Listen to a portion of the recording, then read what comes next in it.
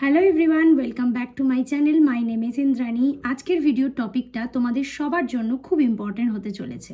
প্রথমেই বলি, আমাকে অনেকেই প্রশ্ন করেছে যে দিদি সিএইচও হতে গেলে কি কি নিয়ে পড়তে হবে বা কিভাবে শুরু করব, বা আমরা কোন বই থেকে পড়া শুরু করব, আর তোমার ইন্টারভিউর সময় কি কি প্রশ্ন এসেছিল। তো আজকে সেই সমস্ত কোয়েশ্চেনের সলিউশন এই ভিডিওটাতে আছে। তো তোমরা অবশ্যই স্কিপ না করে একদম টিল এন্ড পর্যন্ত ভিডিওটা দেখো। ভিডিওর প্রথমেই আমি একটা ডাউট সবাইয়ের কাছে ক্লিয়ার করতে চাই। সেটা হচ্ছে, অনেকেরই এটা প্রশ্ন আছে যে আমি তো সিএইচওর এক্সাম দিতে যাচ্ছি, তো আমি তাহলে শুধু সিএইচও রিলেটেড কোয়েশ্চেনগুলো পড়ে যাব, অন্য সাবজেক্টের উপর অত ধ্যান দেব না। কিন্তু আমি প্রথমেই বলবো যে এটা একদম করা যাবে না। অবশ্যই সিএইচওর এক্সাম, সিএইচও রিলেটেড কোয়েশ্চেনে কমিউনিটি থেকে বেশি কোয়েশ্চেন আসবে।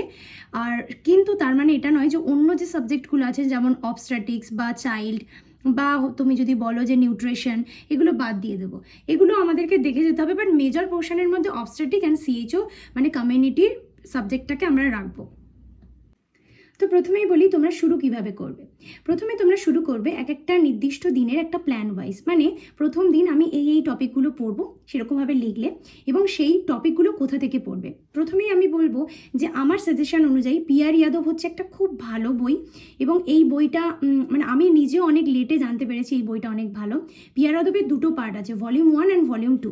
ভলিউম 1-এ হচ্ছে তোমার থিওরির পোর্শন আছে, অ্যান্ড ভলিউম 2-তে আছে তোমার কোয়েশ্চেন আনসার।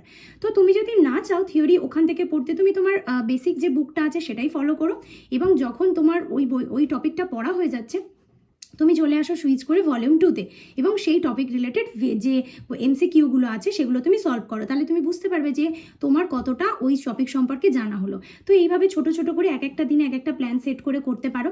দ্বিতীয়ত চলে আসছি যে হ্যাপাজেটলি টপিক পড়লে হবে না, তোমাকে জানতে হবে যে অ্যাকচুয়াল সিএইচওর কাজ কি। তাহলে যখন তুমি জানতে পারবে যে সিএইচওর কাজ কি, তো তখন তুমি বুঝতে পারবে যে কী কী টপিক থেকে কোয়েশ্চেন আসতে পারে। দেখো, আমরা যখন অনেকদিন আগে এক্সাম দিয়েছিলাম, মানে আমি নিজস্ব যখন কন্ট্রাকচুয়াল টাইমে এক্সাম দিয়েছিলাম, তখন আমি নিজেই জানতাম না যে সিএইচও কী, কারণ তখন ফার্স্ট সিএইচওর ভ্যাকেন্সি এসেছিল কন্ট্রাকচুয়াল হিসেবে, আমরা প্রথম 2022 সালে। তো তখন আমাদের একটু প্রবলেম হয়েছিল, কারণ আমরা তখন টেলিকনসালটেশন কি সেটাই জানতাম না। খুব স্বাভাবিক সেটা, কিন্তু এখন কিন্তু সবাই অনেকটাই অ্যাওয়ার, এবং সবাই জানেন যে কি কাজ করতে হয় বা কি করতে হয়। যদি তোমরা নাও জেনে থাকো, আমার একটা ছোট রিলস বানানো আছে, শর্ট ভিডিও, তো সেটা অবশ্যই আমি ডেসক্রিপশনে অ্যাড করে দেবো, তোমরা গিয়ে অবশ্যই চেক করো সিএইচও রোল অ্যান্ড রেসপন্সিবিলিটি ব্যাপারে। তো তোমরা সেই সমস্ত জিনিসগুলোকে টপিকের উপর বেশি করে জোর দাও, এবং সেই টপিকগুলোকে ঘাঁটো, পড়ো, এবং সেই রিলেটেডও আমি একটা ভিডিও বানিয়ে আমার চ্যানেলে দিয়ে দেবো, তোমরা সেগুলো গিয়ে চেক করতেও পারবে।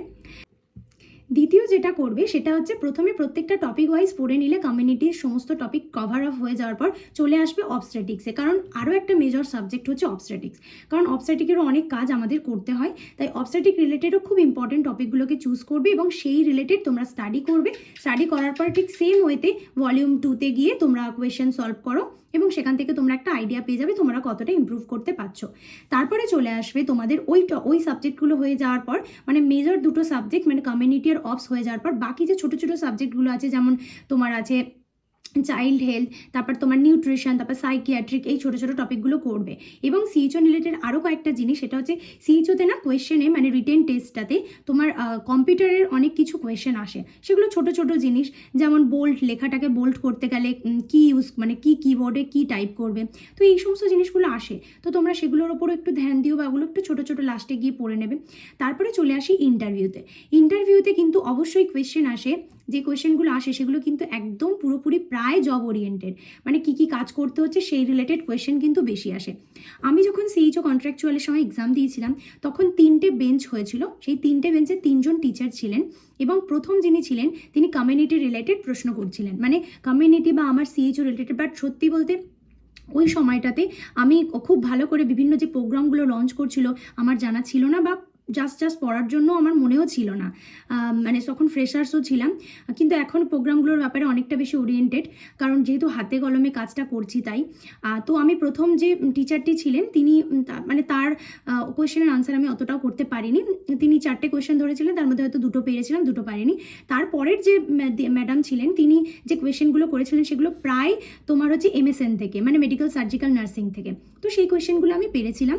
আর তারপরে একজন ছিলেন যিনি হচ্ছে পুরোপুরি মানে জেনারেলাইজ ওয়ার্ক রিলেটেড প্যাটার্ন নিয়ে একজন স্যার ছিলেন, তিনি কোয়েশ্চেন করেন। স্যারের কোয়েশ্চেন আমি যতটা পেরেছি মোটামুটি সবই আনসার করতে পেরেছিলাম, কারণ আমার একজন ফ্রেন্ডের মা ছিলেন ফার্স্ট এএনএম, তো তার থেকে আমি একটু হেল্প পেয়েছিলাম, সেই জন্য আমি জানতাম যে একটু একটু জিনিস এগুলো ধরা হয়েছিল সেগুলো। তো মেনলি আমি যেটা বলতে চাইছি যে ইন্টারভিউতে তুমি কয়েকটা জিনিস পারলে না তার জন্য খুব দুঃখ পেয়ে যে আমার এক্সাম খারাপ হয়েছে এরকম ভাবার দরকার নেই। কারণ দেখো, একটা মানুষের পক্ষে সমস্ত কিছু জানা সম্ভব নয়, বাট আমরা চেষ্টা করব সবটা কভার আপ করে যাওয়ার, এবং অবশ্যই কনফিডেন্স নিজের মধ্যে থাকতে হবে। তো আমি বলবো যে এইভাবে তোমরা শুরুটা করো আগে, তারপরে যেটা মেন কাজ যে আমরা প্রত্যেকদিন কোয়েশ্চেন পড়বো, মানে থিওরি পড়বো এবং কোয়েশ্চেন অ্যাটেন্ড করবো। তো এইভাবে আমি বলবো পিয়ার যাদব থেকে শুরু করাটা বেস্ট। টার্গেট হাই অনেক বেশি, মানে হাই স্ট্যান্ডার্ড বুক, অবশ্যই হাই স্ট্যান্ডার্ড বুক ফলো করা উচিত, কারোর পক্ষে যদি সম্ভব হয় you can go through, but আমি বলবো যে শুরুটা অবশ্যই পিয়ার যাদব থেকে করো, কারণ সিরিয়াসলি ওটা একটা খুব ভালো বই, এবং ওখান থেকে অনেক মানে থিওরির পোর্শনও ক্লিয়ার হয়ে যাবে, কারণ ওখানে কোয়েশ্চেন প্যাটার্নগুলো এত সুন্দরভাবে আছে। মানে সাপোজ একটা কোয়েশ্চেন আছে, সেই কোয়েশ্চেনের আনসারও দেওয়া আছে এবং তার এক্সপ্ল্যানেশনও দেওয়া আছে, যেটা আমাদের সব থেকে বেশি ইম্পর্টেন্ট এবং দরকার। তো তোমরা অবশ্যই এভাবে শুরু করো, এবং আমি এই ভিডিওটাতে ছোট্ট করে জিস্টেই বললাম যে তোমরা শুরুটা কিভাবে করবে। আরও একটা ভিডিও আমার চ্যানেলে আসবে যেটা শুধুমাত্র কোয়েশ্চেন, মানে কি কি কোয়েশ্চেন আসছে বা কি কি কোয়েশ্চেন ইন্টারভিউতে ধরা হচ্ছে বা কি কি কোয়েশ্চেন তোমরা, মানে কি কি টপিকগুলো নিয়ে তোমরা পড়াশোনা করবে। তো সেই ভিডিওটা অবশ্যই দেখতে ভুলো না, আর কমেন্টে জানিও এটা কেমন লাগলো।